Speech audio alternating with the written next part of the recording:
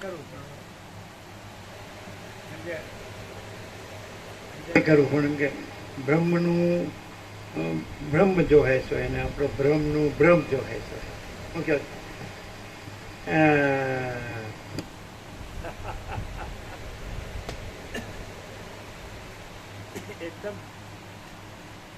એકદમ તો 0.8-10 મણ લાકડા સિવાય ન થાય રાજુપ્રભુ હા કે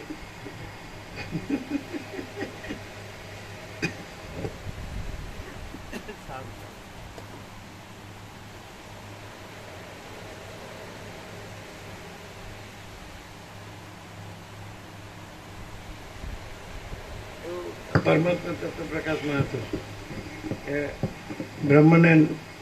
બ્રહ્મને નો ગાંઠે તો યમ તો છે.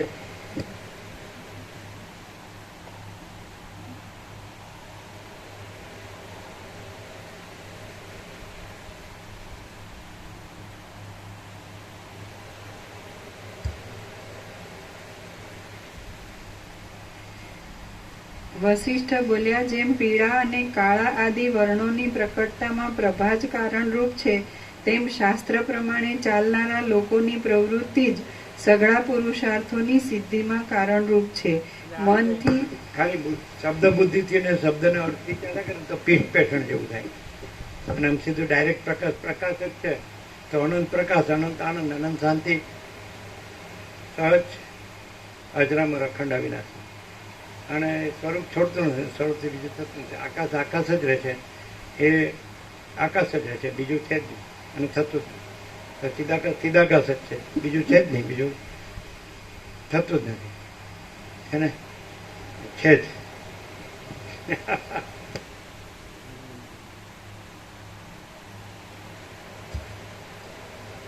મનથી કેવળ ઈચ્છા કરવામાં આવે પણ શાસ્ત્ર પ્રમાણે પુરુષાર્થ કરીને સિદ્ધ કરવામાં ન આવે તો તે એક જાતનું ઘેલાપણું જ ગણાય.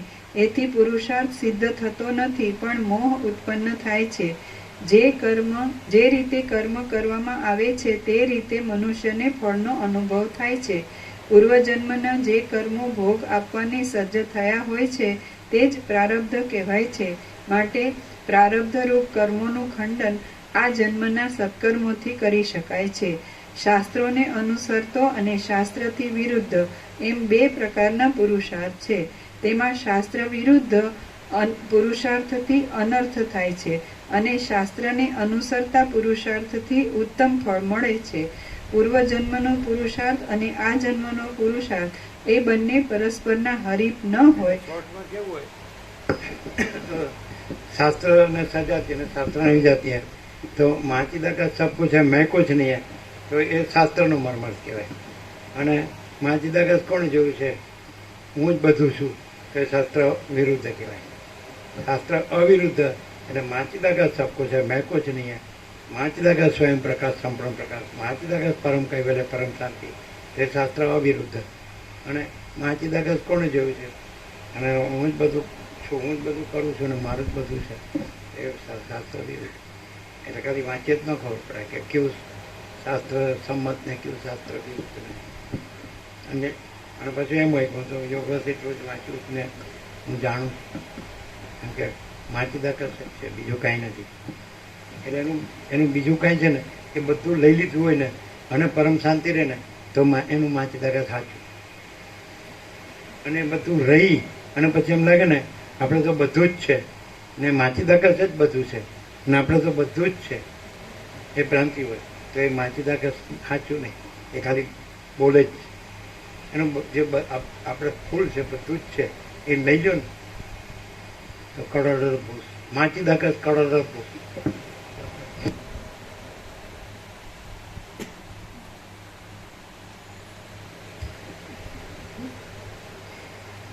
પૂર્વજન્મનો પુરુષાર્થ અને આ જન્મનો પુરુષાર્થ એ બંને પરસ્પરના હરીફ ન હોય તો પણ તેઓ ઘેટાઓની પેઠે લડ્યા કરે છે અને તેમાં જે ઓછા બળવાળો હોય છે તે હારી જાય છે.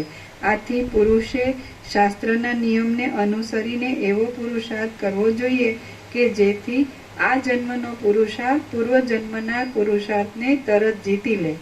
આપણો અને બીજાનો પુરુષાર્થ પરસ્પર સરખો ન હોય તો તે બંને ઘેટાઓની પેઠે લડે છે અને તેઓમાં જે બળવાન હોય છે તે જીતે છે.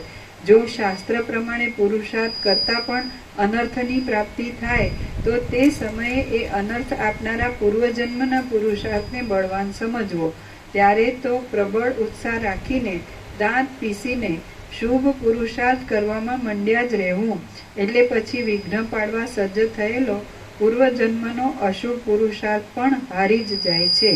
મને પૂર્વજન્મનું પ્રારબ્ધ જ ચલાવે છે એવા વિચારને તો પગ તળે બળપૂર્વક ચાંપી જ દેવો જોઈએ. કારણ કે આ જન્મના પ્રત્યક્ષ પુરુષાર્થથી પૂર્વજન્મનો અપ્રત્યક્ષ પુરુષાર્થ કદી પ્રબળ થશે નહીં.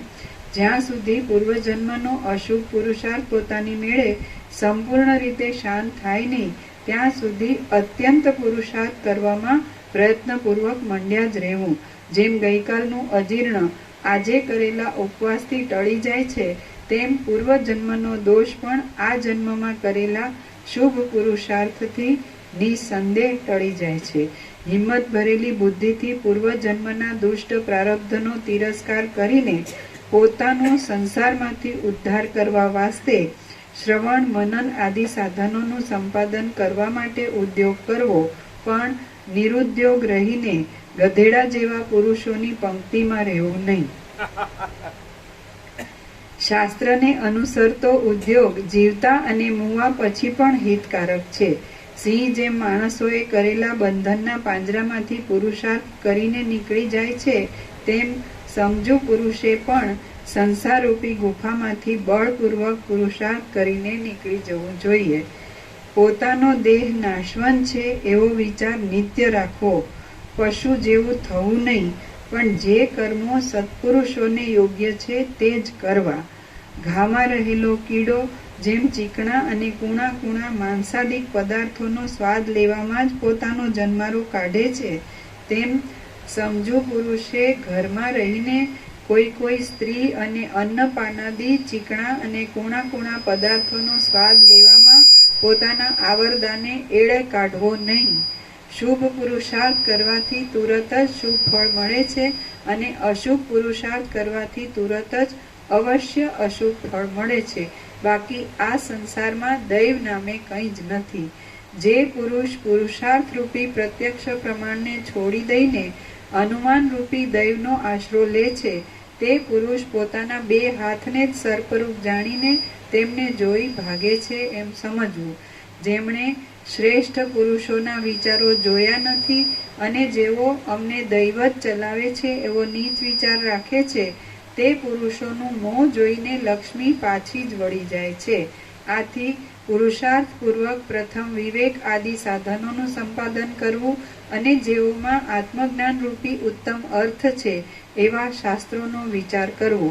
જે મૂઢ લોકો શાસ્ત્ર પ્રમાણે શ્રવણ મનનાદિ દ્વારા પરમાર્થરૂપ આત્મતત્વનો ચિત્તમાં વિચાર કરતા નથી અને તે વિચારથી આત્મતત્વરૂપ પરમ પુરુષાર્થનું સંપાદન કરતા નથી, પણ વિષય સંબંધી સુખો ભોગવવાની જ ઈચ્છા રાખે છે તેમને ધિક્કાર છે. ભારે યત્ન કરતા પણ જેમ પથરામાંથી તેલ નીકળે નહીં તેમ અનંત યત્ન કરતા પણ વિષયોમાંથી સુખ મળે જ નહીં. માટે વિષયોને વાસ્તે નિષ્ફળ ઉદ્યોગ કરવો નહીં.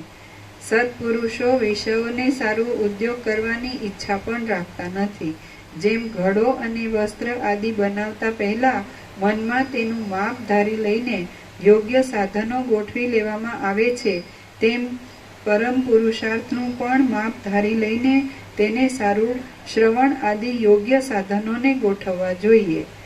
આત્મતત્વ પામવા માટેનો પુરુષાર્થ સારા શાસ્ત્રો, સત્સંગ અને સદાચારથી સફળ થાય છે એ નિયમ છે. તે એ વિના તે સફળ થતા જ નથી. પુરુષાર્થનું એ જ સ્વરૂપ છે. માટે એ પ્રમાણે ચાલવામાં આવે તો માણસ કદી પણ પોતાના યત્નમાં નિષ્ફળ થતો નથી. દીનતા અને દરિદ્રતા આદિ દુઃખોથી પીડાયેલા બીજા નળ અને હરિશ્ચંદ્ર આદિ મોટા પુરુષો પણ પુરુષાર્થથી જ ઇન્દ્ર સમાન થયા હતા. બાળકપણાથી માંડીને પ્રયત્નપૂર્વક શાસ્ત્રનો અને સત્સંગ આદિ ગુણોનો અભ્યાસ કર્યો હોય તો તે પુરુષાર્થથી સારા ફળ થાય છે. આમ પ્રત્યક્ષ જોયું હોય, અનુભવ્યું હોય અને સાંભળ્યું હોય છતાં પણ જે કુબુદ્ધિ લોકો એ સગળું દૈવથી જ કરવામાં આવ્યું છે અને તેનું ફળ પણ દૈવે જ આપ્યું છે એમ માને છે, તેમને માર્યા ગયેલા જ સમજવા. જગતમાં જો આળસરૂપ અનર્થ નહીં હોય, આળસ એ મનુષ્યના અંતઃકરણમાં તથા શરીરમાં રહેલો મોટો શત્રુ છે. જે મનુષ્યો આળસના ઉપાસક છે તે મનુષ્યો પોતાની ઉન્નતિ કરી શકતા નથી, તેમજ જ્ઞાન દ્વારા મોક્ષ પણ મેળવી શકતા નથી. જગતમાં જો આળસરૂપ અનર્થ નહીં હોય તો કયો પુરુષ ઘણા ધનવાળો અને પંડિત ન થાય? સમુદ્રના છેડા સુધીની આ પૃથ્વીમાં આળસને લીધે જ ઘણા માણસો નિર્ધન અને પશુ જેવા રહેલા છે. નિરંતર કરવામાં આવતી રમતોને લીધે ચપળતા ભરેલી બાલ્યાવસ્થા ચાલી જાય અને પછી હાથ પગ આદિ અવયવમાં યોગ્ય શક્તિથી શોભી રહેલી યુવાની આવે ત્યારથી માંડીને માણસે સત્સંગ કરીને શાસ્ત્રોના પદોમાં તથા અર્થોમાં વ્યુત્પન્ન થઈને શાથી હાનિ થાય ને શાથી લાભ થાય છે એવા વિચારો કરવા જોઈએ. વાલ્મીકી મુનિએ ભરદ્વાજને આટલે સુધી કથા કહી ત્યાં દિવસ પૂરો થયો. સૂર્ય આથમી ગયો અને મુનિઓની સભા વાલ્મીકીને પ્રણામ કરીને સાયંકાળના કાર્ય કરવા સારું ત્યાંથી ઉઠીને સ્નાન કરવા ગઈ. રાત્રિ વીત્યા પછી સૂર્યના કિરણો ફૂટ્યા તે સમયે એ સભા પાછી વાલ્મીકીની પાસે આવી. શ્રી યોગ વાસિષ્ઠ મહારામાયણમાં મુમુક્ષુ પ્રકરણનો પૌરુષ સ્થાપન નામનો સર્ગ 5મો સમાપ્ત. વાલ્મીકીનો પહેલો દિવસ સમાપ્ત. ઓમ ઓમ ઓમ. પ્રસાદ આપી દીધો.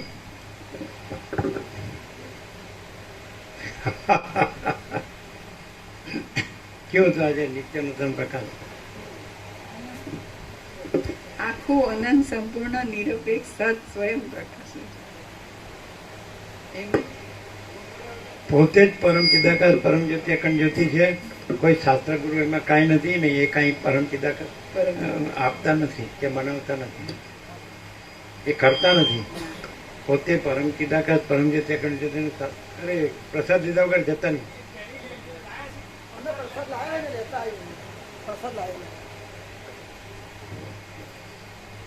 પોતે જ પરમ ચિદાકાશ પરમ જ્યોતિ અખંડ જ્યોતિ ને એમાં કોઈ દ્વૈત ભ્રાંતિ છે જ નહીં. એટલે એવી દ્વૈત ભ્રાંતિ વાળા કોઈ શાસ્ત્ર ગુરુ પોતાને કાંઈ પરમ ચિદાકાશ પરમ જ્યોતિ અખંડ જ્યોતિ કરતા નથી, પોતે જ છે જ.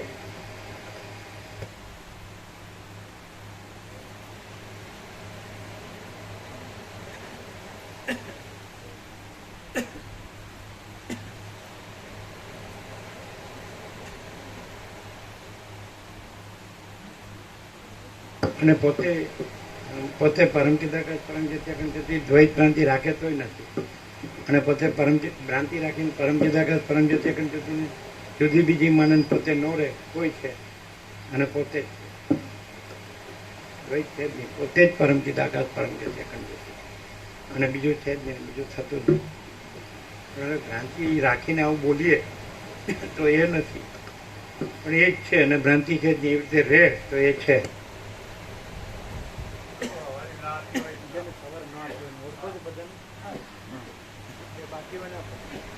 અત્યારે આવ્યો